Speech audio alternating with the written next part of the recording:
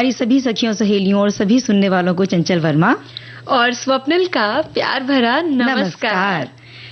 और नमस्कार के साथ ही सबसे पहले हम यही बता देते हैं स्वप्निल कि आज क्या क्या हमारे श्रोता सुनने वाले हैं, आज क्या मतलब उनके सामने पेश किया जाने वाला है। खास विषय हमारे आज क्या है, तो हम आज विश्व खाद्य सुरक्षा दिवस पर बात करेंगे।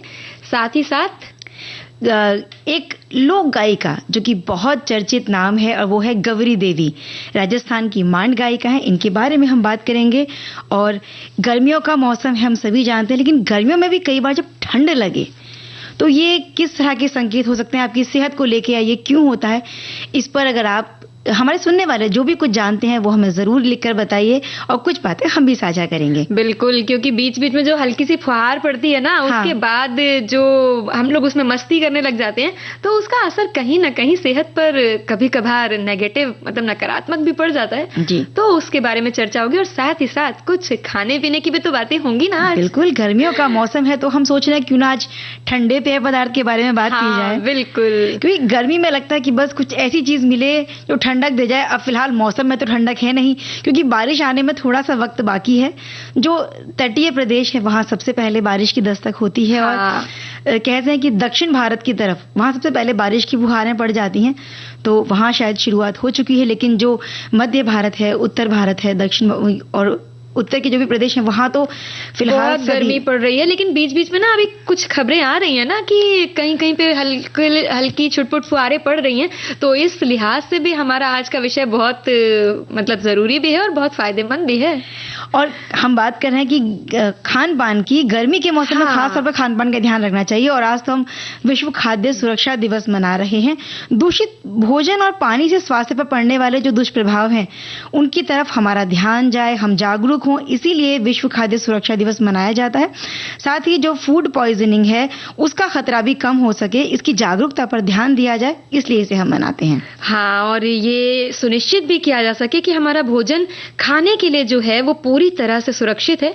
संयुक्त राष्ट्र ने इस दिन की शुरुआत इसलिए भी की ताकि हमें ये भी याद रहे कि हमारे भोजन को शुरू से लेकर हमारी थाली तक पहुंचने में बहुत सावधान रहना चाहिए, ताकि मतलब ऐसी चीजें हम ना खाएं जो हमारे लिए नुकसानप्रद हैं, या भोजन जो हम खा रहे हैं वो किन परिस्थितियों से होकर आ रहा है, उनके बनाने या हमारे खाने तक के बीच की जो प्रक्रियाएं हैं वो स्वास्थ्यवर्धक हैं या स्वास्थ्य के लिए नुकसानदायक है, इन सब चीजों की तरफ हमारा ध्यान आकृष्ट हो सके। स्वप्निल, अभी 2 दिन पहले हाल ही में हमने मनाया है पर्यावरण दिवस, और खाद्य को अगर हम पर्यावरण से जोड़ें तो ये गलत नहीं हुआ, क्योंकि जब खाना हमारे थाली तक पहुंचता है या हम कहें कि एक निवाला हमारे मुंह तक पहुंचता है, उसके पीछे पर्यावरण का बहुत सारा योगदान है और बहुत सारे संसाधन जिसमें प्राकृतिक भी हैं, आर्थिक भी हैं, वो सब चीजें लगती हैं।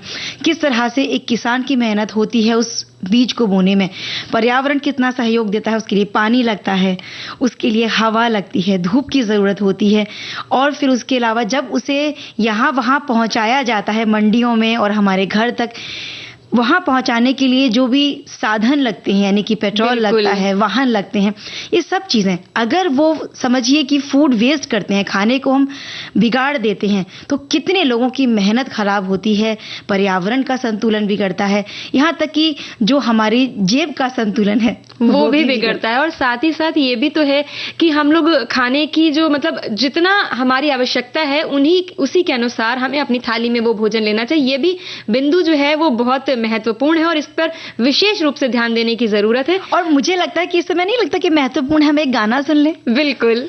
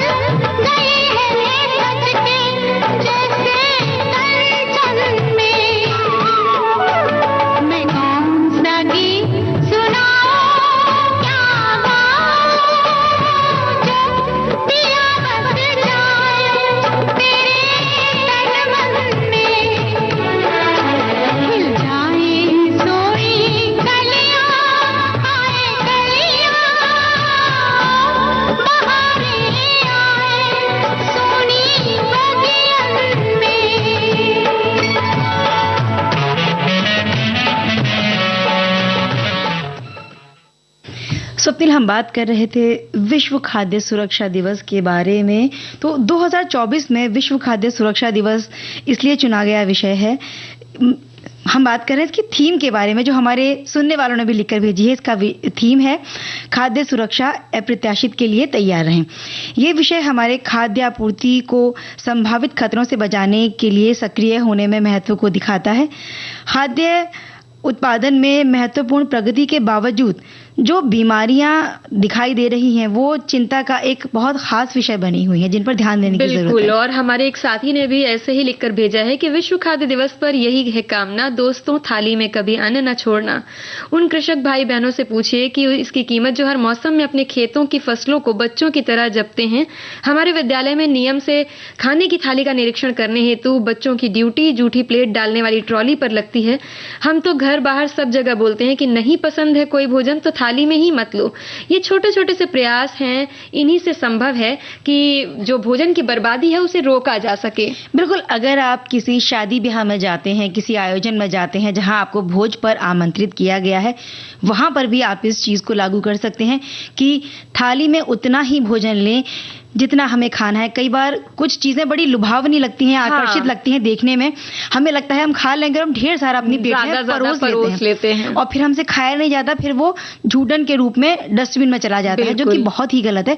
आपको अगर लगता भी है कि आप खा लेंगे तो पहले एक थोड़ा सा लेकर के लीजिए, आपको अच्छा लगे, और उसके बाद में जब आपको उसका स्वाद पसंद आता है या लगता है कि हम इसे दोबारा भी ले सकते हैं, फिर आप लीजिए और एक एक करके चीजें लीजिए ताकि थाली में वेस्ट ना हो।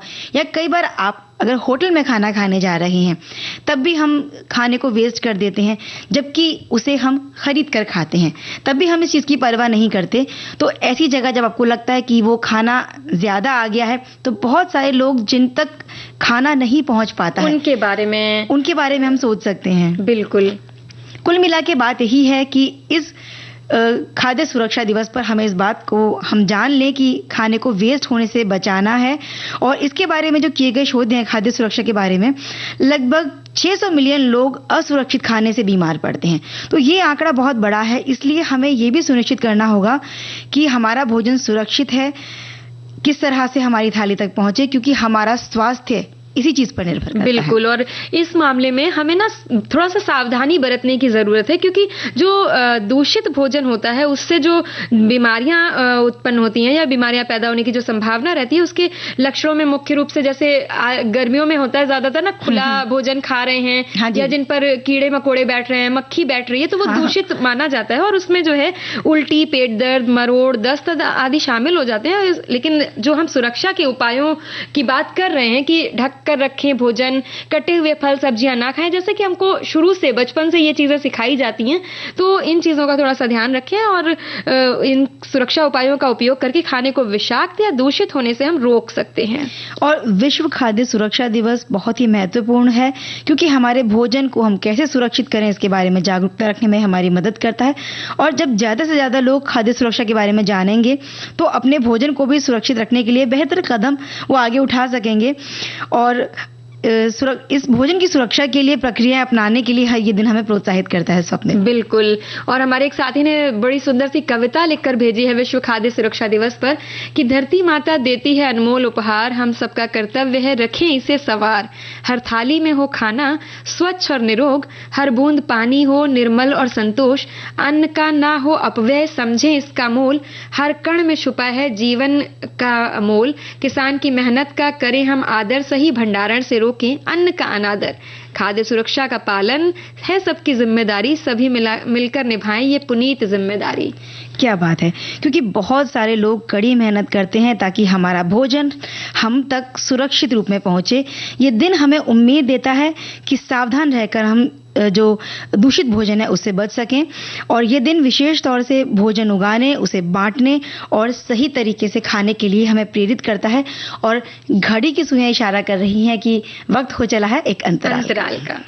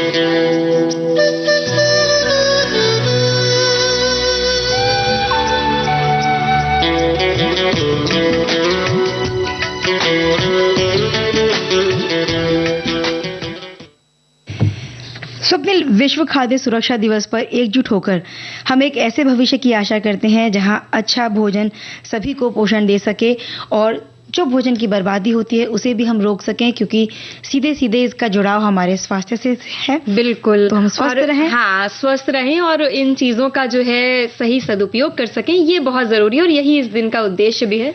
स्वस्थ रहने में जो मीठे गाने हैं या अपना मनपसंद संगीत है वो भी बड़ा योगदान निभाता है। बिल्कुल।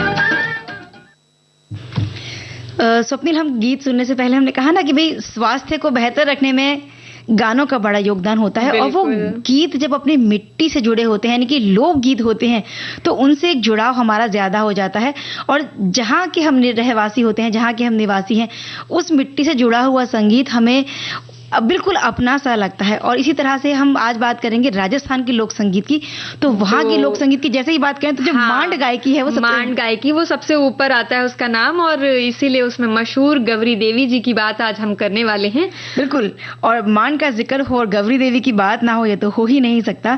आज लगभग 84 साल की वो हो चुकी हैं, लेकिन लगता है कि उम्र तो उन पे हावी ही नहीं हुई। उनकी सुरीली जो आवाज है वो आज भी कायम है, जैसे जब वो बिल्कुल युवा रही होंगी तब थी।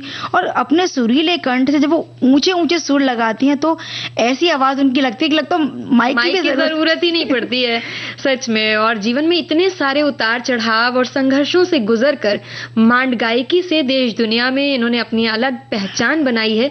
और ये लोक गायिका गौरी देवी जी के जीवन पर आज हम अपनी बातचीत के दौरान थोड़ी सी बातें करेंगे और ऐसी जानकारियां या ऐसी बातें साझा करने की कोशिश कर रहे हैं जो आपको रोचकता के साथ साथ उनके बारे में थोड़ी सी बातचीत मतलब ये समझने में आए कि क्या थी और क्या संघर्ष रहा उनका। साल 1983 की बात है, मास्को में जब भारत महोत्सव चल रहा था तब मरु कोकिला के नाम से प्रसिद्ध हो चुकी गौरी देवी ने केसरिया बालम ये मांड जब गाया तो अपनी प्रतिभा का लोहा वहां भी मनवा दिया।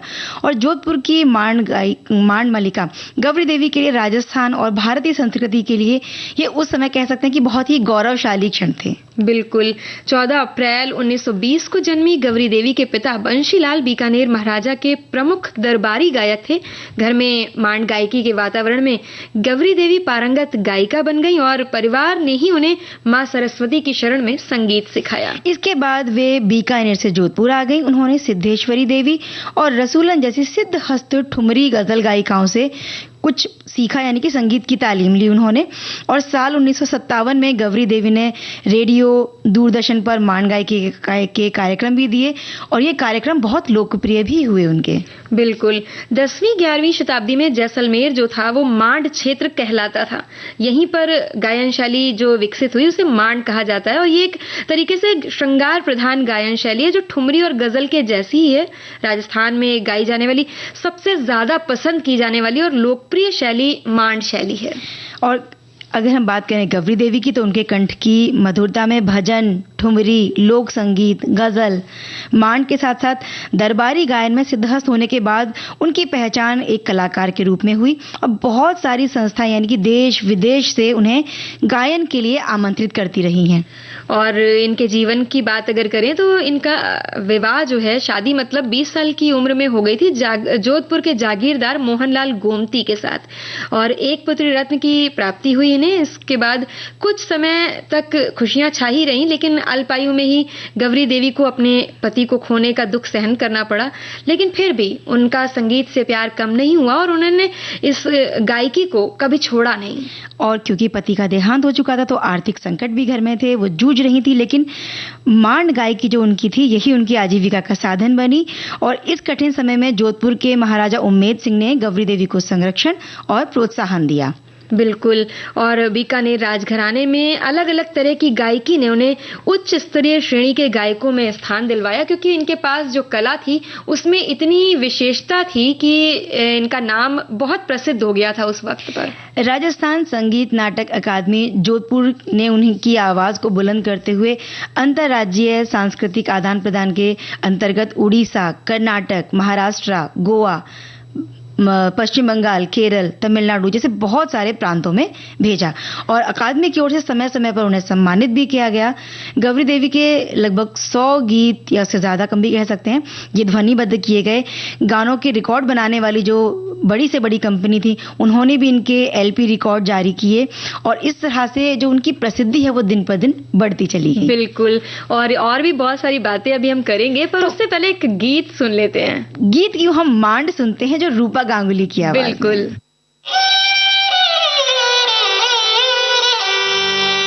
केसरिया बालम आवोनी पधारो मारे देश। केसरिया बालम आवोनी पधारो मारे देश। पधारो मारे देश। आओ मारे देश जी। केसरिया बालम आवो सा। पधारो हाँ पधारो मारे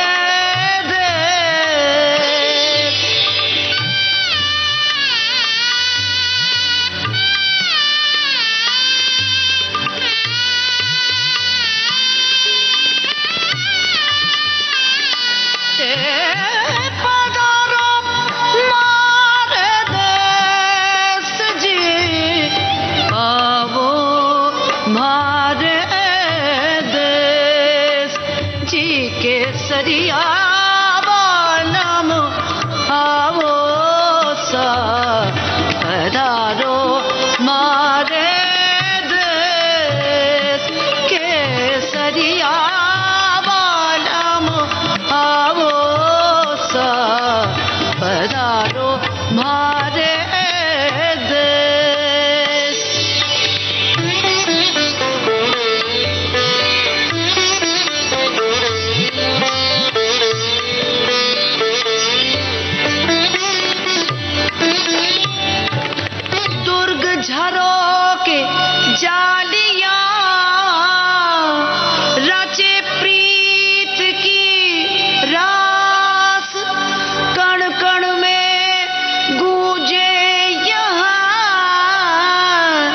जुग जुग का इतिहास पधारो हमारे देश, वो हमारे देश जी केसरिया बोलो आओ सा पधारो हमारे देश।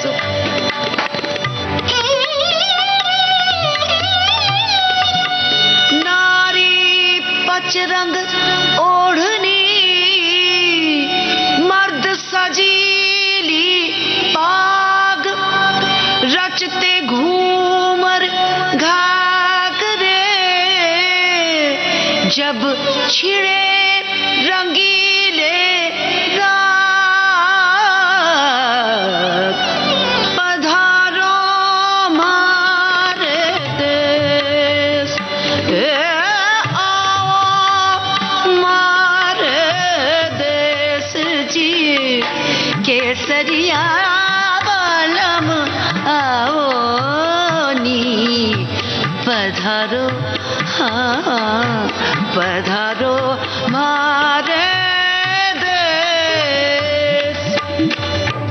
स्वागत में मेहमान के ये धरती करे जुहार, आओ आंगन पाहुना हम करें आज सत्कार, पधारो हमारे देश, पधारो हमारे देश, आओ हमारे देश जी केसरिया बलम आओ नी पधारो, हाँ पधारो हमारे देश। रीता गांगुली की आवाज में अभी हम ये मांड सुन रहे थे। और ऐसे जब कोई लोक गायकी की बात चलती है तो बिल्कुल लगता है हमारी मिट्टी से जुड़े गीत हैं और अपनेपन से हमें बांध लेते हैं। और हमारे एक सुनने वाले ने एक बड़ा अच्छा सा कमेंट लिखा है कि गौरी देवी शायद हमारे राजस्थान से ही हैं। तो यानी जो हमारे श्रोता हैं ये राजस्थान से ताल्लुक रखते हैं। ये लिखते हैं कि उनके लोकगीत मैंने रेडियो पर काफी सुने हैं और आपसे आज जानकारी लेंगे उनके बारे में और अन्य विषयों पर भी आपसे बात सुनेंगे। एक और कमेंट आया है, राजस्थानी लोक गायन शैली मांड के बारे में थोड़ी सी जानकारी हमें पहले से थी, लेकिन इस कार्यक्रम के माध्यम से बहुत रोचक जानकारी हमें मिल रही है और उनके बारे में भी हम जान रहे हैं, यानी कि गौरी देवी के बारे में। जी बिल्कुल, हम बात कर रहे हैं गौरी देवी के बारे में, जो मांड कलाकार, मांड गायकी में एक प्रसिद्ध नाम है देश दुनिया में। और भारत सरकार ने केंद्रीय संगीत नाटक अकादमी के सर्वोच्च पुरस्कार से भी उन्हें नवाजा है। तत्कालीन राष्ट्रपति श्री आर वेंकटरमन के हाथों से उन्हें ये ताम्रपत्र प्रदान किया गया और जो कि एक लोक कलाकार के लिए सर्वोच्च सम्मान है। राजस्थान के अलावा मद्रास राज्य संगीत नाटक अकादमी की ओर से भी उन्हें रजत पदक प्रदान किया गया, जो कि 1962 में प्रदान किया गया था। और जोधपुर स्थापना दिवस पर एक संस्था की ओर से सार्वजनिक अभिनंदन उनका किया गया। इसी तरह से 1965, 1983 में गणतंत्र दिवस पर दिल्ली में लोक उत्सव में गौरी देवी को सम्मानित किया गया। 2012 में राजस्थान सरकार की ओर से सर्वोच्च पुरस्कार राजस्थान रत्न से उन्हें नवाजा गया।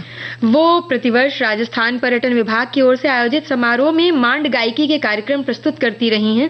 राजस्थान संगीत नाटक अकादमी, भारतीय लोक कला मंडल, राजस्थान दिवस समारोह समिति, अखिल भारतीय लोक संस्कृति और संस्कृति सम्मेलन व साहित्य कला परिषद जैसी बहुत सारी संस्थाओं से भी उन्हें सम्मानित किया जाता रहा है। और अभी अंतराल का समय हो चुका है।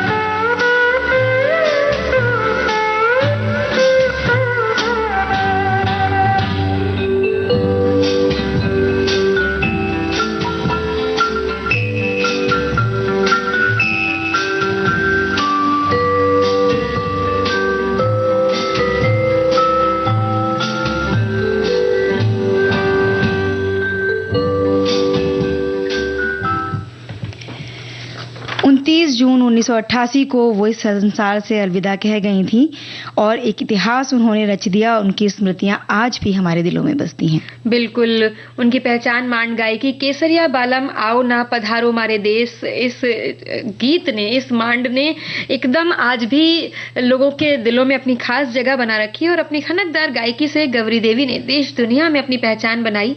मरकोकला गौरी देवी की मांड गायकी आज भी अपना जादू बिखेरने में सफल मालूम होती है और राजस्थानी लोक संगीत में ये मांड गायकी हमारी सांस्कृतिक धरोहर है और हमेशा हमारे दिलों में जिंदा रहेगी।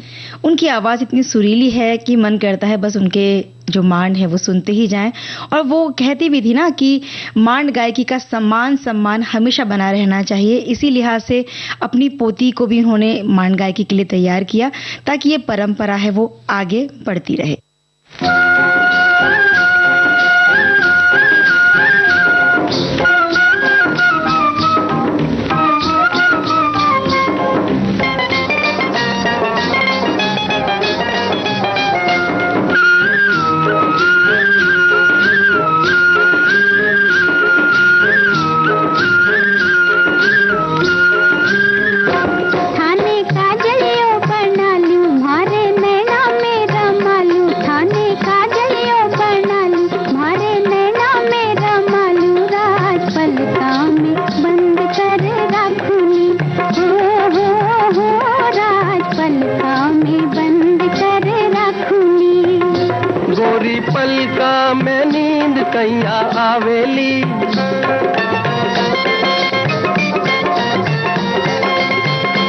गोरी पलका में नींद कैया आवेली आवेली, गोरी पलका में नींद कैया आवेली।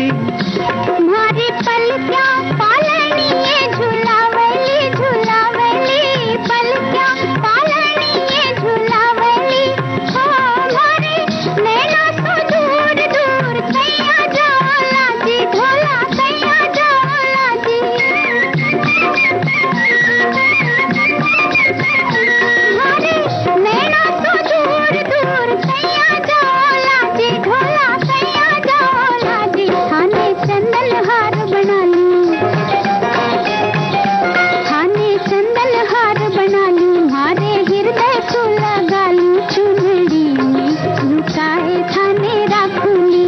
हो चुनरी में लुकाए थाने राखूंगी। गोरी चुंदड़ी लहर लहरावेली,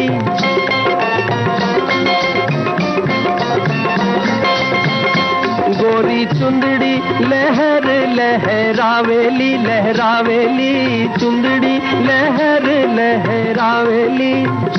भोला प्राणा में प्रीत जगावली जगावली, प्राणा में प्रीत जगावली। हो मारे हिवड़े सो दूर दूर कैया जाला जी, ढोला कैया जाला जी।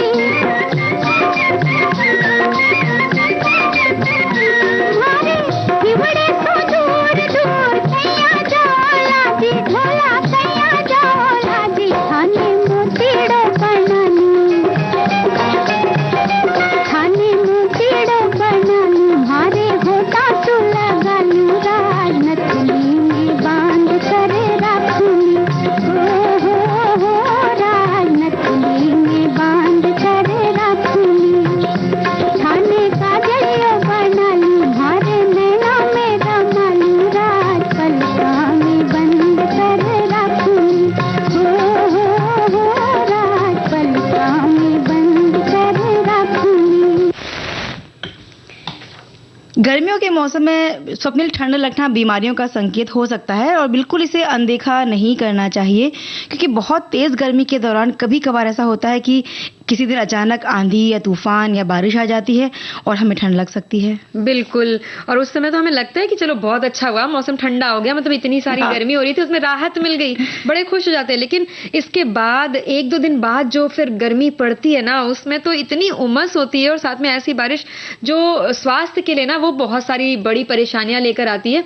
ऐसे ही हमारे एक साथी हैं, उन्होंने ये भी लिखकर भेजा है कि एक किसी बीमारी के बारे में बोला है कि गर्मी में भी ठंड लगना हाइपोथायराइड हाइपोथायराइड होने का भी संकेत हो सकता है। अगर आपको गर्मी के मौसम में भी बहुत ज्यादा ठंड लग रही है तो डॉक्टर से अपनी जांच कराएं। हाइपोथायराइड होने पर थायराइड हार्मोन का उत्पादन बंद हो जाता है, इसके कारण व्यक्ति को ठंडक लगती है और इसके वजह से थकान, तनाव, डिप्रेशन जैसी तकलीफें जो हैं वो शुरू हो जाती हैं। एक और संदेश आया है, इसमें लिखा है कि गर्मियों के मौसम में जब आपको ठंड लगती है तो ये एनीमिया के संकेत हो सकते हैं। जिन लोगों के शरीर में लाल रक्त कोशिकाओं या हीमोग्लोबिन की कमी होती है उन्हें एनीमिया हो सकता है। इसका पता लगाकर इलाज करवाना जरूरी है। अगर ये बीमारी लंबे समय तक रहती है तो इससे जान का खतरा भी बन सकता है। बिल्कुल। और वैसे भी ना मौसम बदलते ही सर्दी, खांसी, वायरल इन्फेक्शन जैसी जो आम समस्याएं हैं वो शुरू हो जाती हैं। लेकिन गर्मी के मौसम में अगर सर्दी लग रही है तो इसे भाई नजरअंदाज करना बिल्कुल भी ठीक बात नहीं है और ये किसी भी बीमारी के लक्षण हो सकते हैं, जैसे कि अभी हम बात कर ही रहे हैं इन सब चीजों के बारे में। और ऐसा देखा जाता है स्वप्निल कि जब ये मौसम के बदलाव होते हैं ना कि गर्मी में भी ठंड लग रही है आपको, तो ये असर ना बुजुर्गों पर और जो बहुत छोटे बच्चे होते हैं उन पर ज्यादा देखने को मिलता है और उनकी खास तौर से देखभाल करने की जरूरत होती है।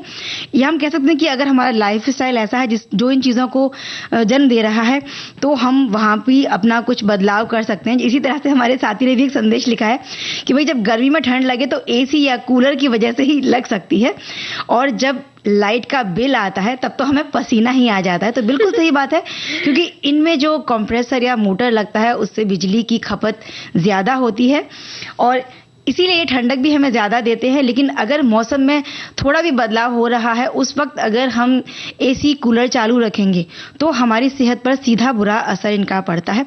और वैसे भी कहते हैं कि रात के वक्त अगर आपने एसी चालू करके रखा हुआ है तो 2 बजे से लेके जो 5-6 बजे तक का समय है उस समय एसी को बहुत ही ना के बराबर चलाना चाहिए। बिल्कुल, क्योंकि वो मौसम थोड़ा सा ठंडा होने भी लगता है और इस वजह से और एक लगातार अगर एसी चल रहा है तो कमरे का जो तापमान है वो एकदम कम हो ही जाता है।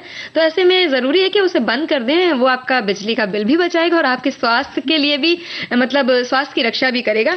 और ऐसे कहते हैं कि जो लोग अपना वजन घटाने के लिए जरूरत से ज्यादा डाइटिंग करने लगते हैं उन्हें कई बार ऐसा करने पर एनोरेक्सिया की समस्या शुरू हो जाती है।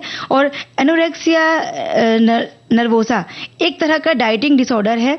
ये उन लोगों को होता है जो वजन बढ़ाने के डर से खाना पीना ही एकदम कम कर देते हैं और इस रोग से पीड़ित लोग खाना खाने पर उल्टी करके अपना जो भोजन है उसे बाहर निकाल देते हैं। और इसी बिंदु पर हम आपका ध्यान खींचने की कोशिश कर भी रहते हैं और ये ना कहीं ना कहीं एक ये भी देखा जाता है कि एक मानसिक विकृति के तौर पर भी इस बीमारी को देखा जाता है, क्योंकि ऐसे में पहले तो खाना पसंद ही नहीं करते हैं और अगर खा भी लेते हैं तो उन्हें ऐसा लगता है कि कहीं उनका वजन ना बढ़ जाए और इसीलिए ये जैसे हमने अभी बिंदु उठाया कि उल्टी कर देते हैं।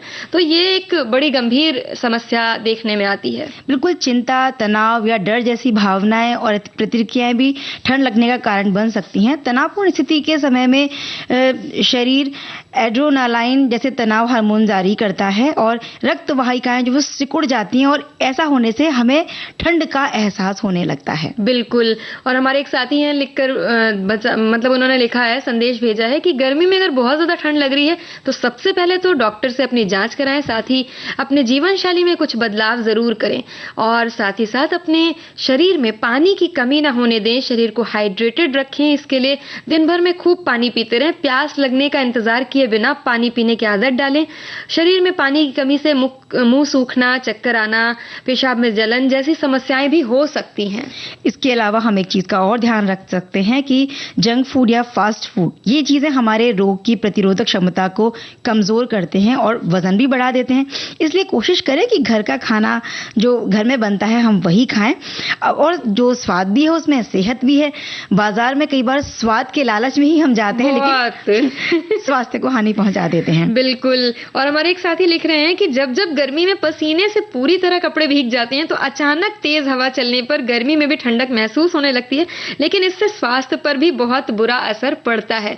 तो भाई ये वाली गर्मी में ठंड लगने वाली बात हम फिलहाल नहीं कर रहे हैं। हमारा मुख्य बिंदु ये है कि अचानक से जब तापमान शरीर का गिरने लगता है तो वो एक चिंता की बात है और उस पर ध्यान देना बहुत जरूरी। पर यह भी बात आपकी सही है कि जब पसीने में भीगे हों तो अचानक से ना तो ठंडा पानी पिएं और ना बहुत ज्यादा ठंडे तापमान में जाएं। शरीर को थोड़ा सा सामान्य होने का एक समय देना चाहिए। बिल्कुल, क्योंकि शरीर का एक तापमान होता है वो बिगड़ जाता है इस चीज से। और धूप में अगर आप बाहर निकल रहे हैं तो स्कार्फ या टोपी पहनकर निकल सकते हैं। आंखों की सुरक्षा के लिए धूप का चश्मा पहन सकते हैं। तरल पदार्थों का सेवन कर सकते हैं। और तरल पदार्थों की बात है तो कुछ तरल पदार्थ, ठंडे पेय पदार्थ हम बताने वाले भी हैं, लेकिन उससे पहले गाने को भी तो सुन सकते हैं जी।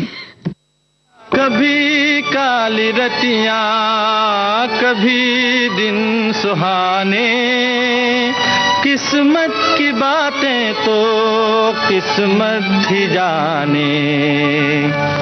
ओ बेटा जी,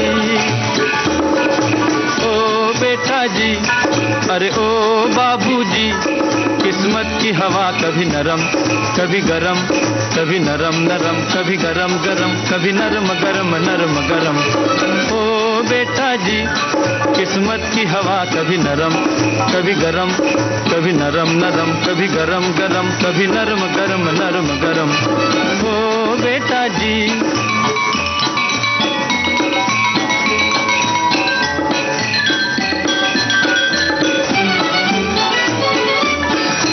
बड़ी अकड़ से बेटा निकले घर से एक्टर होने, बाहरी किस्मत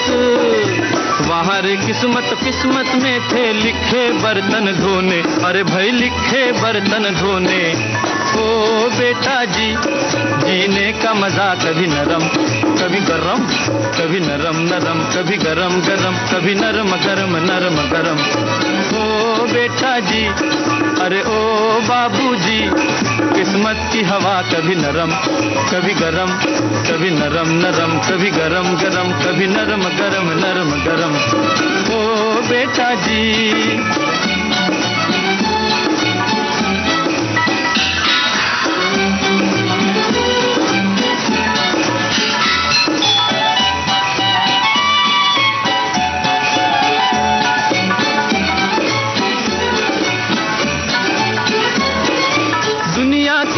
चिड़िया घर में तरह तरह का जलवा, मिले किसी को सूखी रोटी, किसी को पूरी हलवा, अरे भाई किसी को पूरी हलवा।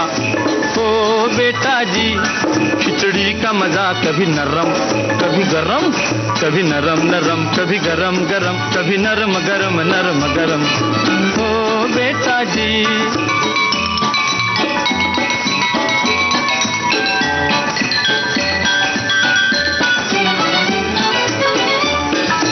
दर्द दिया तो थोड़ा थोड़ा, खुशी भी थोड़ी थोड़ी, वाह रे मालिक दुख और सुख की खूब बनाई जोड़ी, अरे वाह खूब बनाई जोड़ी। ओ बेटा जी, जीवन का नशा कभी गरम कभी नरम, कभी नरम नरम कभी गरम गरम, कभी नरम गरम नरम गरम। ओ बेटा जी, अरे ओ बाबूजी, किस्मत की हवा कभी नरम कभी गरम, कभी नरम नरम कभी गरम गरम, कभी नरम गरम नरम गरम। ओ बेटा जी। यही नरम गरम जो है ना, ये सेहत के लिए अच्छा है। और हमारे एक साथी ने लिखकर भी भेजा, एक मतलब कि देखिए गर्मियों में क्या होता है, मच्छरों का प्रकोप तो बढ़ ही जाता है। तो ऐसे में उन्होंने ये बताया है कि जब गर्मी में ठंड लगे तो ये मलेरिया बुखार होने पर भी ऐसा ही होता है। और इसके लिए बहुत जरूरी है कि हम सावधानी रखें, जैसे कि वाटर पार्क वगैरह में जाते हैं या पहाड़ों और वादियों में घूम रहे हैं, सैर सपाटा सब में करते हैं ना, तो ऐसे पहाड़, नदी या किसी झरने में नहा रहे हूँ, इन सब चीजों का ख्याल रखें उसमें। और यदि आपको लगता है ऐसी कोई संभावना, मतलब शरीर का तापमान अचानक से बढ़ रहा है या कम हो रहा है, तो आप डॉक्टर से जरूर मिलें। ये हम हमेशा कहते हैं कि जो स्वास्थ्य संबंधी छोटी छोटी बातें हैं उनमें हम घरेलू इलाज पर थोड़ा ध्यान देते हैं, ठीक है, लेकिन यदि आपको लग रहा है कि थोड़ा सा काबू में नहीं आ रही हैं चीजें, तो आप डॉक्टर से जरूर मिलें। और इसी तरह से जब हम बात करते हैं पेय पदार्थ की, तो बाहर से लाने की वजह जो घरेलू पेय पदार्थ हैं वही अच्छे होते हैं। बिल्कुल, कुछ शरबत हम स्टोर करके रख सकते हैं, लेकिन कुछ शरबत ऐसे होते हैं जिन्हें हमें तुरंत बनाकर ही ताज़ा ताज़ा पीना चाहिए। तो ऐसा ही है पुदीने का शरबत। इसके लिए आपको चाहिए पुदीने की पत्तियां 1 कप, नींबू 1 बड़े आकार का, शक्कर 4 बड़े चम्मच, भुना हुआ जीरा आधा चम्मच, काला नमक आधा चम्मच या फिर स्वाद के अनुसार, और सजाने के लिए नींबू के टुकड़े और पुदीने की कुछ पत्तियां।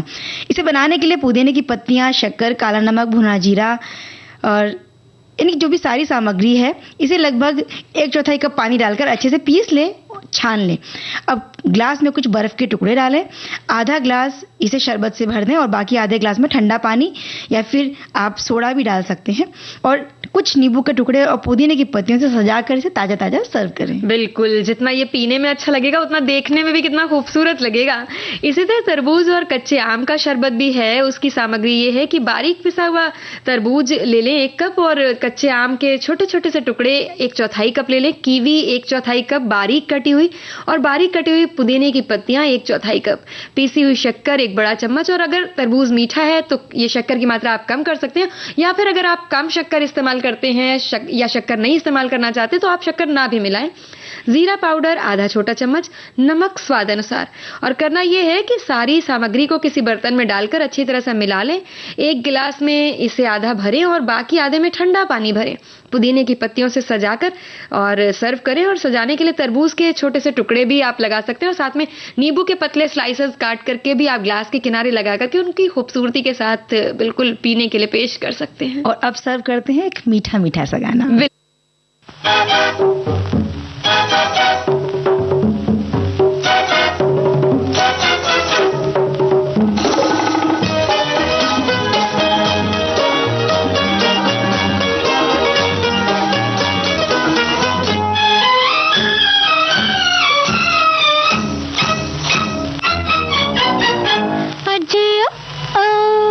जरा अपनी निगाहों को संभालो, छीन लेती है दिल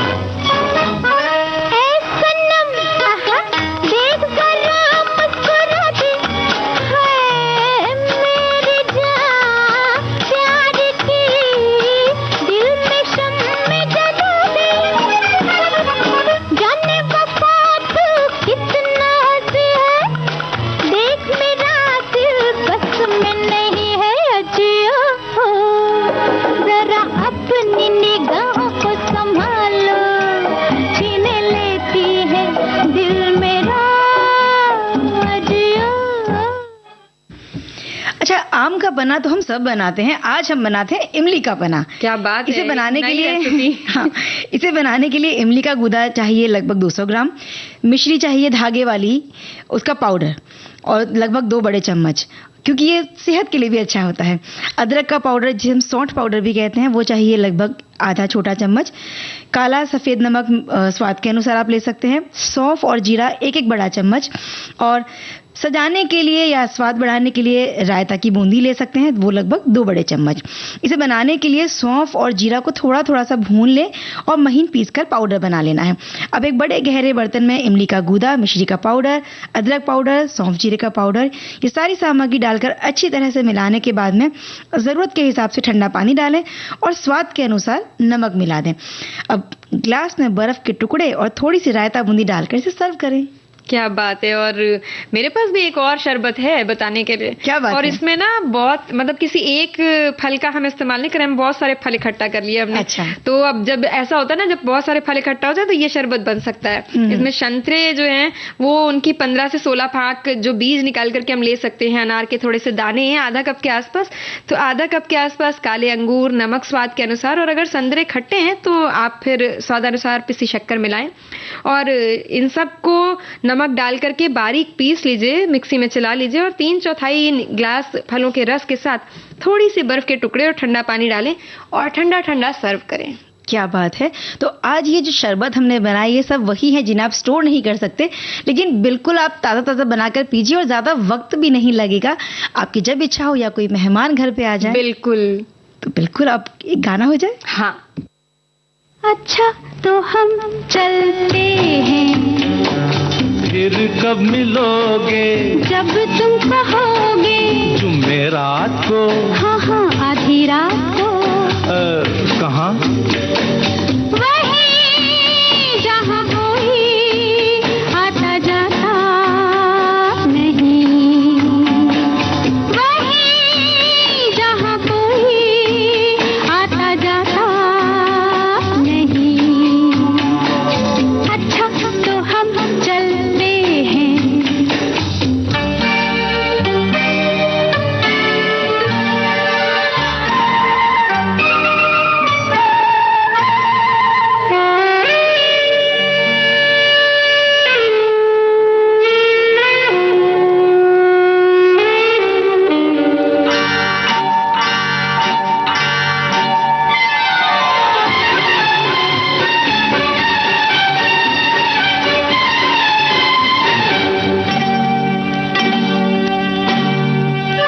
किसी ने देखा तो नहीं तुम्हें आते, नहीं मैं आई हूँ छुप के छुपाते।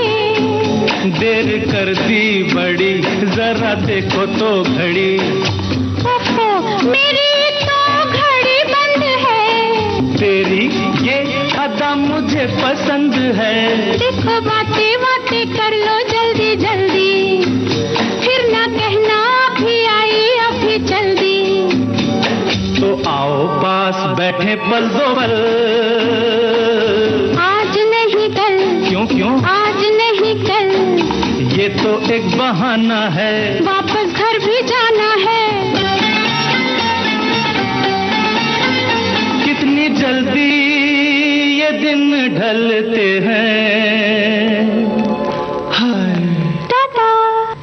अच्छा तो हम चलते हैं, फिर कब मिलोगे, जब तुम कहोगे, कल मिलो या परसों। परसों नहीं नरसों। कहाँ? यही यहाँ कोई आता जाता नहीं। अच्छा तो हम चलते हैं,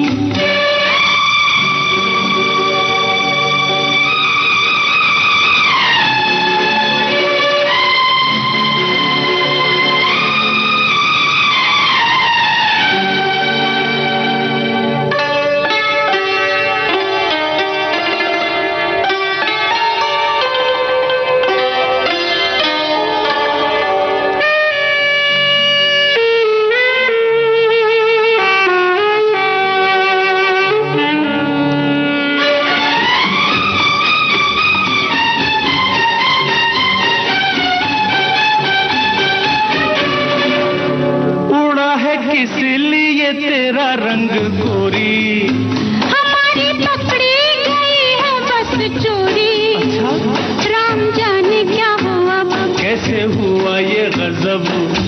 मेरा चल जो जरा ढल गया, सारी दुनिया को पता चल गया। कैसे खेलेंगे अब आँख मिचोली। ले जा आके मेरे घर से मेरी डोली। तेरे घर वाले न कर दे इनकार। सब है तैयार, सब है तैयार। सुन ले फिर दिल की फरियाद। बस बाकी शादी के बाद। पिया देखो दिए जलते हैं। अच्छा, अच्छा तो हम चलते हैं। अच्छा तो हम चलते हैं। अच्छा तो हम चलते हैं। अच्छा तो हम चलते हैं। अच्छा तो हम चलते हैं।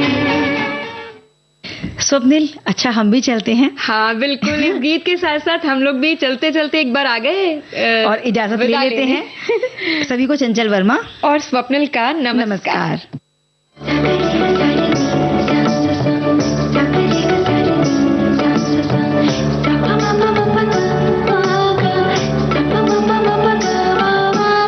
सखी सहेली।